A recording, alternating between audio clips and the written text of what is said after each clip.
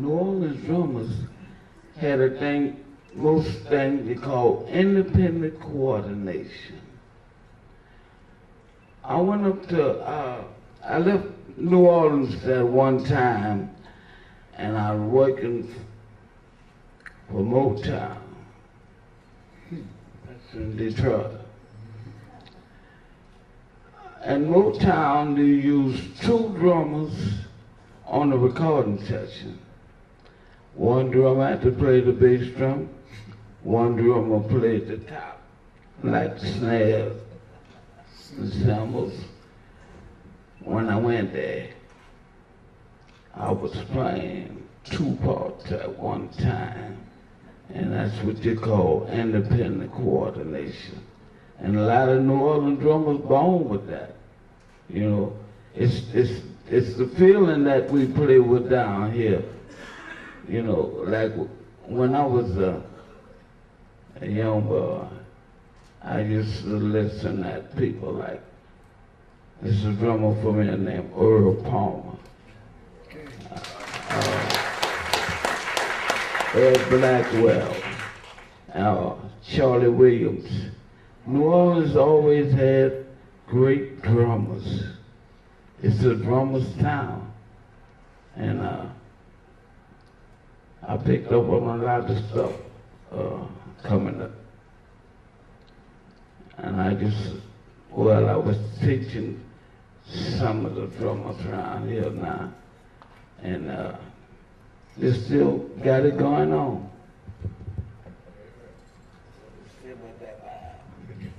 You're right.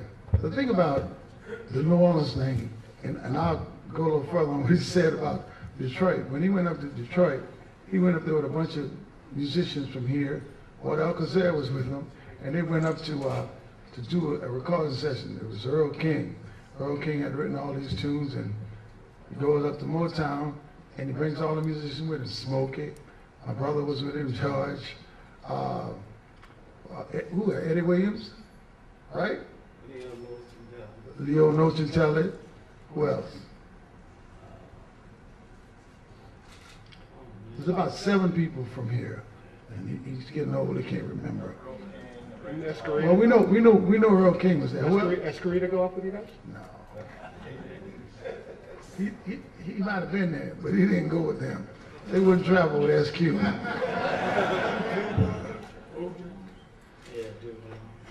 Joe Jones went to? Yeah, Joe Jones up to. But they went in, yeah, John Brudius, okay. Yeah, I mentioned Wardell. How many times you want to mention? Wardell Alcacer, Wardell Alcacer, Wardell Alcacer. All right? I love some Wardell Alcacer. The problem with Wardell is he never got his just due because he happens to be from New Orleans, but you can't find anybody who can arrange as good as Wardell. But when they went up and they started playing, and he was in the studio playing, they went and got everybody out the office from Barry Gordy on down and said, come listen at this drummer. Because Smokey was playing everything. He was playing the top of the drums, the bottom of the drums, the foot pedal, everything at one time, and they had never heard anybody. So they got slick. Every time Smokey would go in the studio to sit down to play anything, they'd turn the machines on so they could listen at it and let their drummers listen at it, and they said, okay, we got it. And so they had all the drummers come in to listen at what Smokey played. And they listened, and they listened, and they listened, and they still couldn't play it. Because you got to be born with it. Either you got it or you ain't got it. They don't got it, all right? They still don't got it. So Smokey got an offer to be the main drummer. And he hung for a little while.